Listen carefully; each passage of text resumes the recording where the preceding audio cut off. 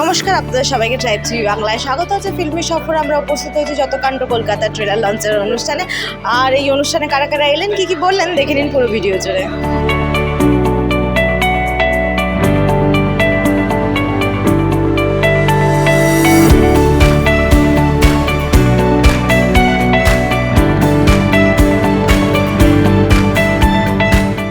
তো দুজন ভিসা পায়নি, একজন ভিসা পায়নি, বাংলাদেশ থেকে আসে। নশাবা অ্যাকচুয়ালি দ্য প্রোটাগনিস্ট, বেশি লম্বা ওর রোলটা। আবির প্রথম থেকে আছে, আবির একটু বাদে আছে ইন্টারভেলের। আর আবির ভিসা পায়নি south city.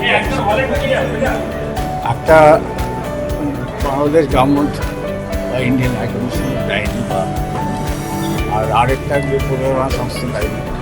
We are excited. দেখুন, একটা ছবি প্রায় 2 বছর ধরে আমরা একটা জায়গায় ডেকে নিয়ে এসেছি। তো ডেফিনেটলি আজকে ট্রেলার মুক্তি পেলো, আগামী 26 তারিখ ছবি মুক্তি পাবে।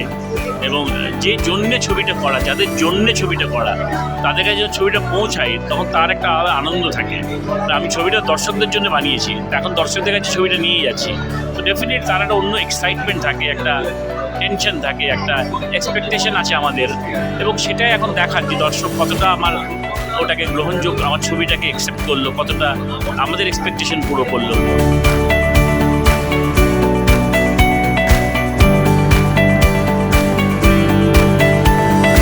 খুব ভালো লাগছে, অনেক কিছু মনে পড়ে যাচ্ছে। শুটিংয়ের সময় আমরা খুব মজা করে শুটিংটা করেছি। আর হ্যাঁ, বেশ কিছুদিন আগে শুটিংটা হয়েছে। পুজোর সময় রিলিজ, সপরিবারে দেখবেন, সপরিবারে দেখবার মতনই ছবি। আশা করি সকলের ভালো লাগবে। ট্রেলার দেখে আমার তো দারুণ লেগেছে এবং আমার মনে হচ্ছে যে মিস্ট্রিটা আমরা বজায় রাখার চেষ্টা করছি, সেটা ট্রেলারেও আছে। অনেকটা কিছুই প্রায় রিভিল হয়নি, so which is the good thing. কিন্তু সবাইকে দেখানো হয়েছে, একটা ফিল দেওয়া গেছে ট্রেলারে। আমার ট্রেলারটা খুবই ভালো লেগেছে। আশা করছি দর্শকের ছবিটা দেখে আরও বেশি ভালো লাগবে।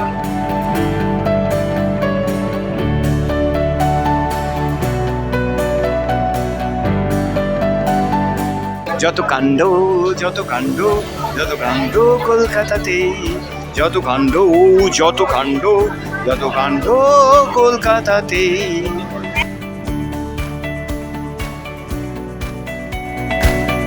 বিনোদনের এরকম সমস্ত আপডেটের জন্য চোখ রাখুন ট্রাইব টিভি বাংলার পর্দায়।